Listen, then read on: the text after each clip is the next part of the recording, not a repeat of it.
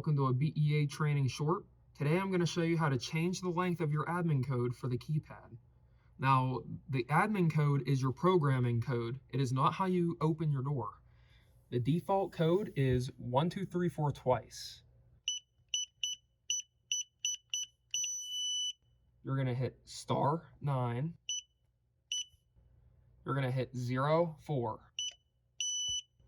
You can change it anywhere from 2 to 6 digits. Let's select 6. I'll hit # twice. So the default code is now 123456 twice.